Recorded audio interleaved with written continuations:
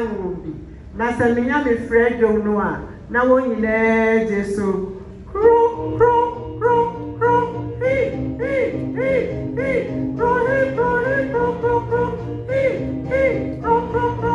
Hey, hey, kro, hey, kro, kro, hey, kro. I am it all, I am it all. I am it all, I am it all. I am it all. Kro, kro, kro, kro. Hey, hey, hey, hey. Kro, hey, kro, hey, kro, kro, kro. Hey, hey, kro, kro, kro. Hey, hey, kro, hey, kro, kro, hey, kro. I am it all, I am it all. I am it all, I am it all. I am it all.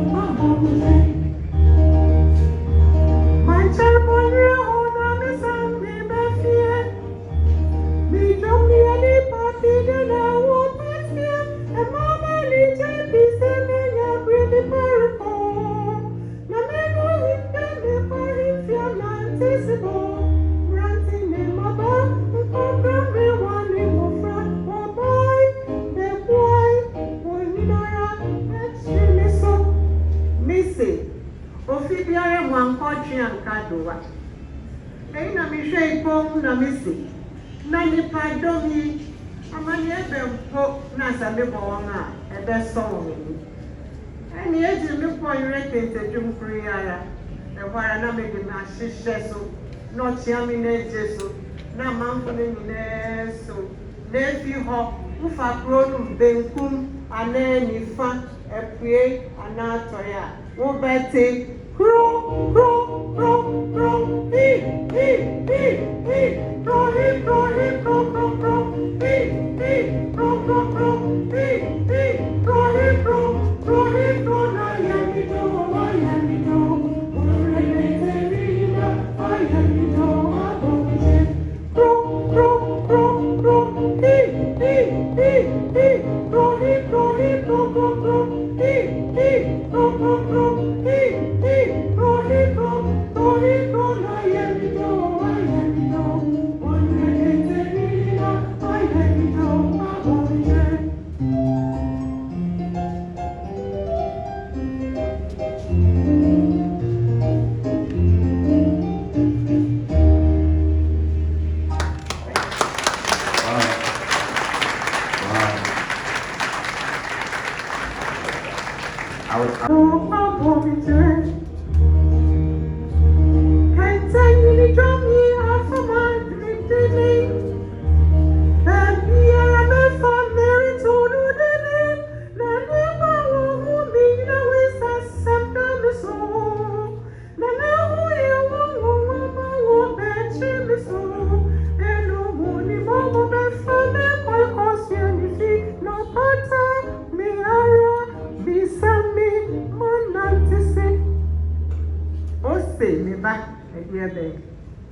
Mr. Awo, me osuani ani fi akropon esuan ikunini nu. Na ma te se ni abon we pro ye taking work enteni nu. Nti wo ja ye nkwan ma ba se me hwe ni anite. Mi du krom ho pe ofi a edikan a mi du hu nu mi ti. Na mi ko hu iso kan yin kwan yo ni ma je yori ni kente. Ja Kwam yo ni madie yo ni kente dunya mi boy pe na jomu de ne ho abe shema no kro kro kro kro hey hey hey hey kro hey kro hey kro kro kro hey hey kro kro kro hey hey kro hey kro na ye mi do boy re te ni na I am mi do abonje.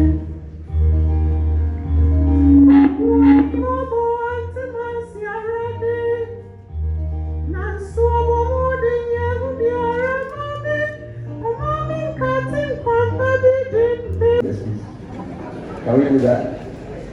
We're very pleased to invite our special guest who came on time, and we will have to finish quickly so she can attend to other meetings. So please rise and welcome Her Excellency, the Vice President, Professor Naana to bring us her remarks and also do the official launch of the book. Please put your hands together for her.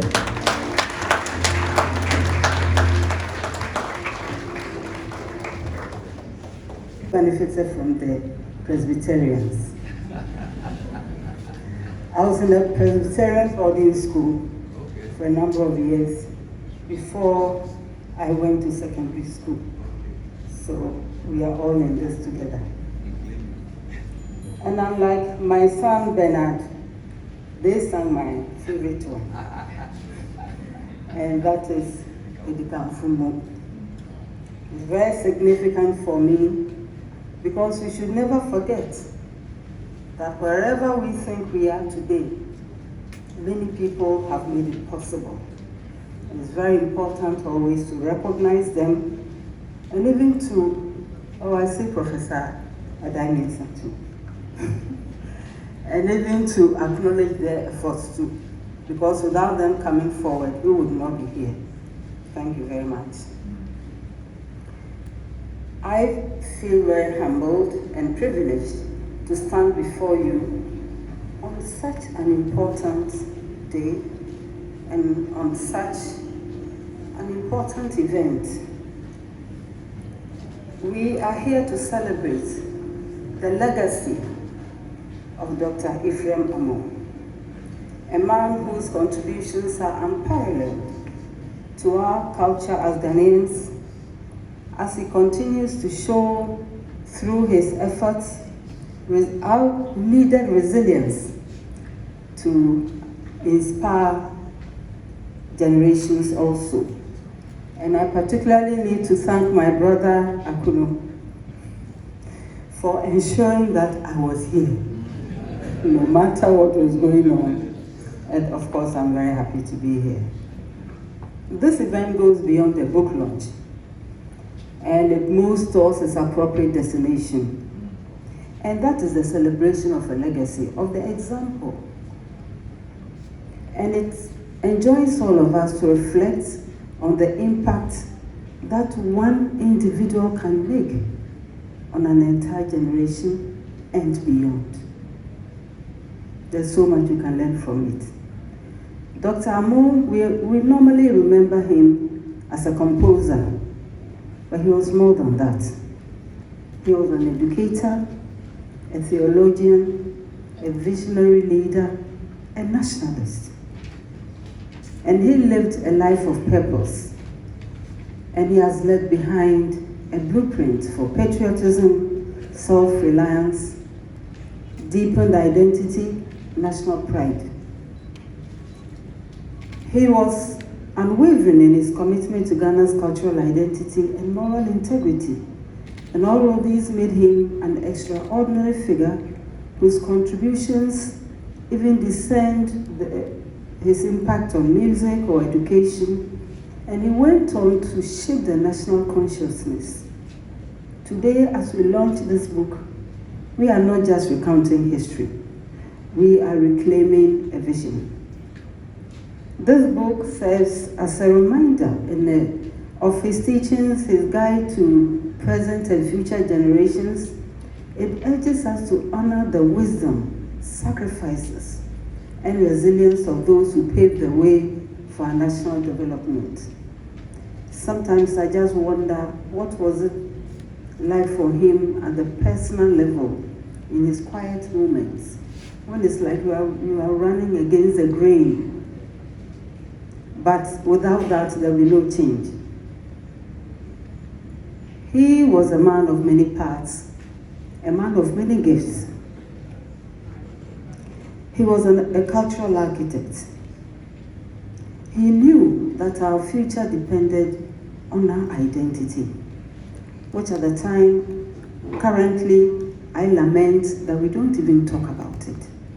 We don't even have discussions of our identity and where we should be heading, where our children should be heading, followed by the grandchildren. And we know all the examples he has left from the review. We know the local languages he composed in, the music, and so on. And this all begs the question, what have we done with these examples? We've heard them many times. What have we done with them? So a charge we have to keep. He was a national influential thinker, and he truly demonstrated that progress wasn't possible when you abandoned who you were, when you abandoned your own heritage.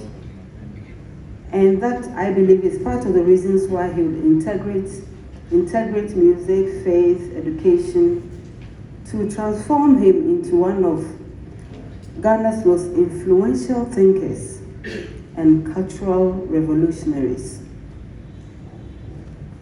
What a man. His masterpiece, Yanara Assassini, again, is not a song only. It's a call to national consciousness, a call to action, a reminder to all of us to cherish who we are, to defend our land, to develop it to the interest of everyone. And today the words remain relevant to uphold the values of unity, of respect, of discipline, of patriotism, and of self-respect. His contributions to music are very well known, but along with the song, he carries the message. And the message is to advocate for a holistic education, the kind of education that nurtures intellect, morality, creativity, and above all, respect for human beings. We know his commitment to cultural preservation and self-reliance as the very foundations of life, as has been raised already. He wasn't a passive patriot. He was bold, he was deliberate, and he was transformative. He did not just talk about these, he embodied them and he lived them. His patriotism, again, was not just words. He took the necessary steps and practical ones to challenge the colonial status quo. By wearing his own clothes to church, he was just being himself. And to expect that that was an offense is interesting. But again, I ask myself, what have we learned from it? And I heard through the reviewer about his fabric that was woven. We live in a hot part of the country, and he wears cotton. What can be wrong with that? Sometimes I wonder if people like that were still alive, what would they say about us? Of all the examples they left, what have we done with them? I hear many people, especially the youth, talk to us about, oh, I want a role model. I said, they are there. And as Ghanaians say, plenty.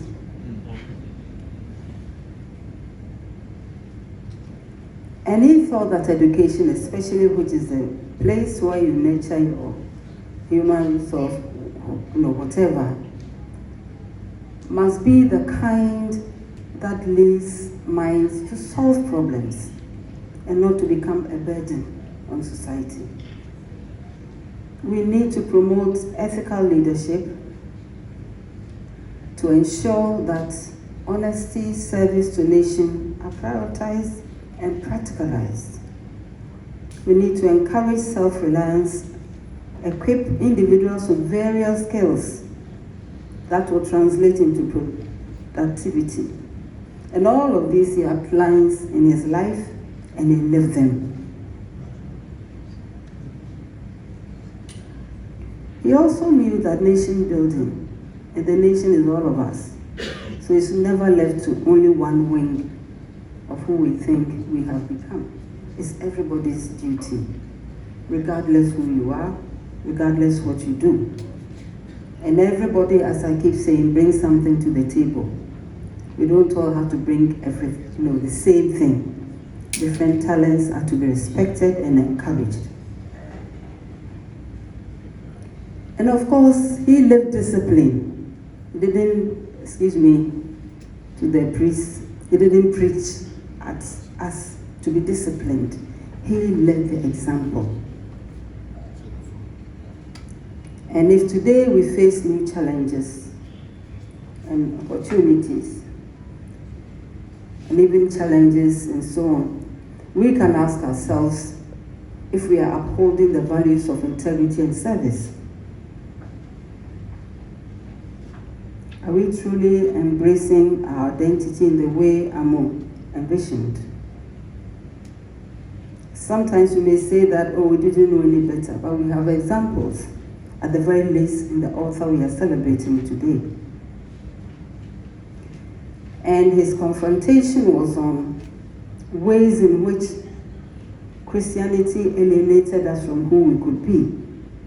And that was why he challenged the colonial interpretations of faith and of contextualized Christianity. He spoke to the hearts of all of us in languages we understand. I've been very, very passionate about the use of our languages in teaching our children. We don't have to spend so many years trying to understand English before they begin to learn. We already have set them back. I know it's a dialogue that needs to continue, and I urge all of us, our revered priests and our traditional leaders, to support that.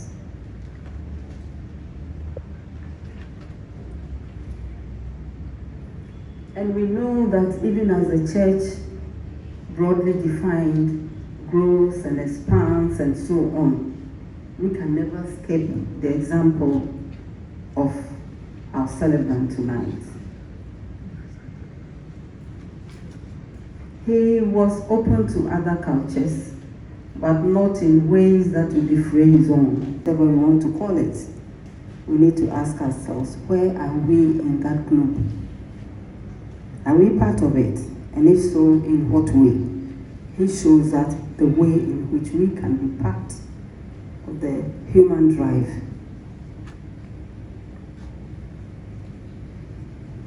And he was not one of the people who was happy or contented just to speak about progress.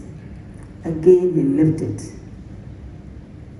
And his commitment, which is unwavering to this country called Ghana, lays in the way he carried himself,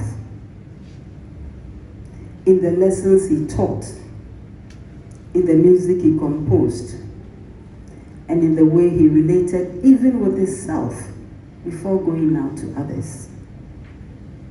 His vision for Ghana, where people worked hard, honored their culture, upheld discipline and integrity, is something we can all walk away with. And weak as we are, so try to emulate them. Madam Chairperson,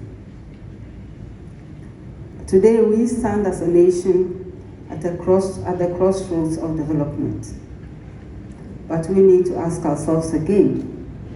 We have examples before us of national pride, self-sufficiency, discipline, sacrifice to embody as part of the building blocks.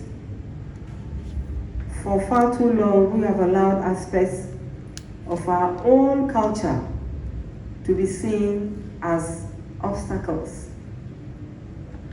At many fora, I've raised the point. Everybody tells us the negative aspects of our culture. I believe we all know that. It almost became a refrain. And I asked myself, will somebody talk about the positive aspects of our culture? So we all live thinking that we don't have anything worthy. We need to reverse that dialogue and ensure that, yes, we have challenges, but we've also had successes.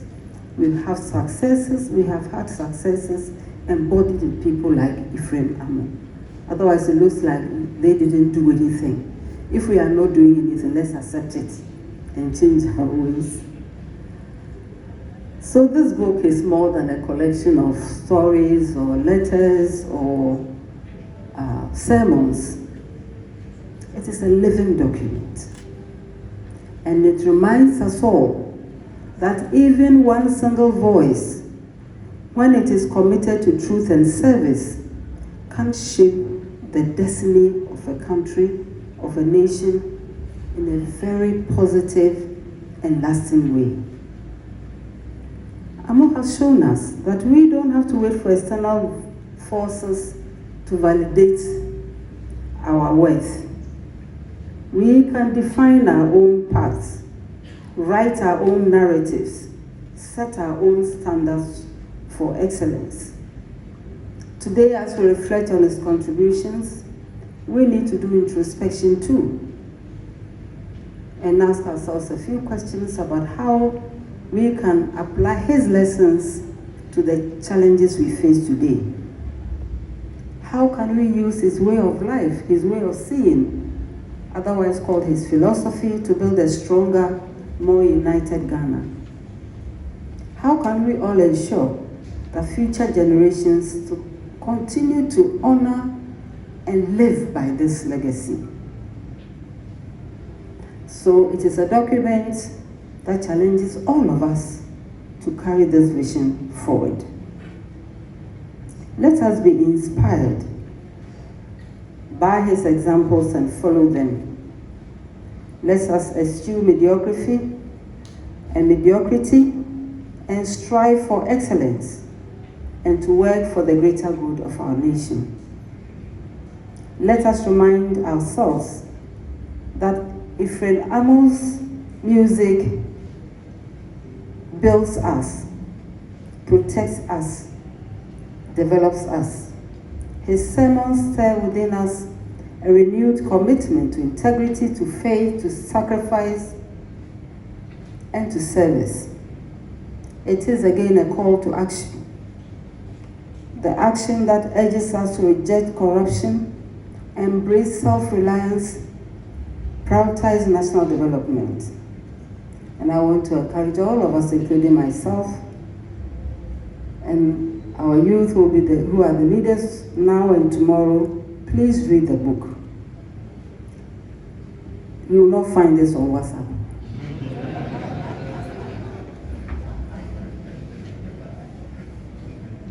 Not that I have anything against WhatsApp. I use it too. But I know it has its limitations. I used to ask my students, have you seen yourself on Google? What of you is on Google? Who is putting that information together? Because information is never innocent. So let's not be happy with what others think we are, but be happy with what we can be. And we can be bold in our convictions, stand firm to what is right, even what is not popular. It's not about popularity and noise making. It's about leaving a legacy that is worthy of celebration as EPHRAIM has left us. And now I have the greatest pride and responsibility to declare this book, which is a source that leads to enlightened minds, renewal of much needed sense of national purpose, a compass for all of us, young and old, titled EPHRAIM AMU, nationalist poet and theologian. Was born 1899 and passed on 1995. And I'm very happy and privileged to declare the book duly launched.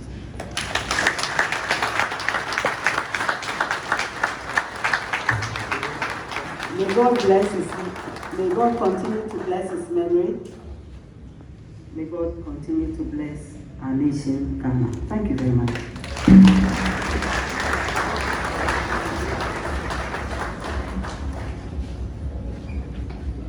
Yeah, please, it's already before us, but here you have it.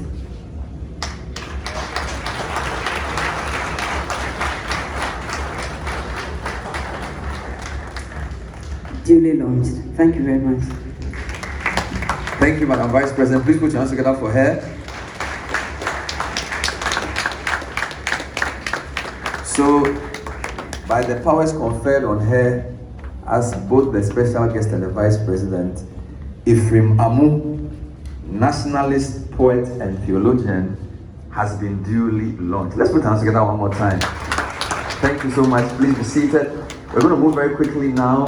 We will invite two persons to do a very brief musical interlude before we do a very short auction of announce publicly how much you're paying for the book. We still need that information because there are lots of paparazzi here. But it's also important for the graphic to know how much the first copy of this book by this legend was sold for. So as for the first copy, we have to know. Okay. Because we're already taking the photo. It's in the graphic top corner. So if this a certain amount, it will not be very good. So please get the amount for me. We'll just give it's just 40. So we'll do it in 10. So I'm doing the first 10. So please help me. And choir, I'll be singing songs of praise in the background so that the people will be moved to support what we're doing. All right. So she's taking the first copy for 10,000. I have a question. Should I? Oh, no. No. Should I give it to her or somebody wants to do better? Just to be sure. Because our first copy is what we'll report. Does anybody want to take the first copy for anything higher? Or should I give it to her? For 10,000 Ghana cedis. So is there anybody who feels like raising this a notch higher? A notch higher. Okay, so 10,005, 10,004, 10,003, 2, 1. So let's put our hands together for Joanna Swanica. Thank you. Who should I give the second copy to? No, you know the people more than everybody. So we'll just give. So the first of so yeah. Yes. Wonderful. And what we are doing is you could just indicate on the envelope or you tell us what form you pay. Alessandra, the fact that you are working for the vice president doesn't mean you can't buy the book. You are not like don't even do like you are doing. You are not working. You are here to celebrate. I'm also giving one. Alexandra, you know, it's fine that the general assassin, the actual first song was written in the Peki dialect. And if you know Evers, usually when they see Peki, they laugh at that. They say our Ever is too funny. But Ghana's second most important song was written in our language, right? So I want to offer the third to what? Chris Randolph, good. So I wanted to offer it to my paramount chief, but I'll give him the fifth copy. So Chris Randolph, all right, this one. Chris Randolph where's Chris Randolph? So he's taking the fourth copy. Wonderful. So first copy by our chair, second copy by the vice president, third copy by Elizabeth, fourth copy to Chris Randolph. And for example, in Ebe, they will say Akbe, but a Peki person will say Nesam. And we have different ways. In Ebe, they will say basket. Or we will say I'm century. You know, so we are very unique. And so I'd like to offer one copy to the paramount chief of Peki. And the citizens of Peki will support him to pay for it. So give him the fifth copy. All citizens of Peki will come together because AMU put us on the map. And I'm sure you also know that the EP Church started at Peki Abitili. I'm sure you know this. Is the moderator here? Blengo. If my house is at 1911 Blengo, so forgive me. Where is the moderator? Or is rep? Give the sixth copy to the moderator. The global, the EP Church, not global, forgive me, EP Church. EP Church, Ghana, 20,000 cities.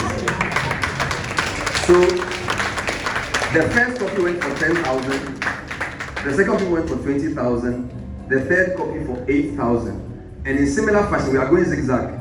The fourth copy went back to 10,000. So let's start for Christian Randolph. So we've done 10, 20, 8, 10. Is it going well? I want us to go like this, like Ghana's stock price. So the fifth copy was given to our paramount chief. We the citizens here will come together and pay at least 5,000 for that. At least 5,000. But number 7.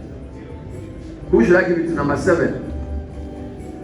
We are doing the first 10. Number 7. Can I see a hand for number 7? Number 7. In fact, number 7, 8, 9. We just want to do the first 10. Number 7, 8, 9. Go and give it to Dr. Fayose. He's the Christian Council. Just go and give it to him. You think coming on there is easy? Every time you're on there talking about Ghana's problems. Go and give him one. He is from the Presbyterian Church. A very good man. I think he's the General Secretary of the Christian Council. Right, Christian Council? So you are buying for the council. Put it in their library. He will tell you how much they will take for it. So, yes. Yeah, this will have a special plan for them. Yes. So, I want to know what Dr. Fayose is giving us for. Is it number 7? Yeah, number 7. Number 7. Yeah. I like the board of trustees to confer and make me an offer. I won't mention the names. As for Ibisono, she has sung, so she's free. You can't be a board member and just come and collect funds. So please do a WhatsApp meeting now and tell me what the board members are paying for one. Ibisono has already sung, so she's out of that. But we have the Venerable and the Islander. We are consulting. They are consulting. Venerable and the Islander. Professor Lai, the author, you are also exhibiting the book, so you are free. Akuno, don't think because you are the one organizing you pay, you are part. Where is Senyo? Senyo Atiasi, where are you? Senyo and then Mr. Menka, Kojo Menka. So, where's my guy? Give it to him. Mr. Kwesi, who is the chair, he will tell us what the trustees will pay for the 8 copy. Please bring the music down a bit. 20,000. Board of trustees. Oh, trustees are giving us 20,000. Put your hand up for the trustees. Wow. The equation that would be derived from this line will be very crazy, very stochastic. 10, 28, 10, 2, 20. It's very, very, very confusing. But we thank God for this.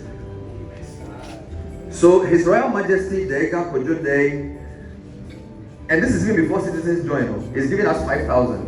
Put your hands together for. Put your hands together. Are we doing this copy? On air. Please give him.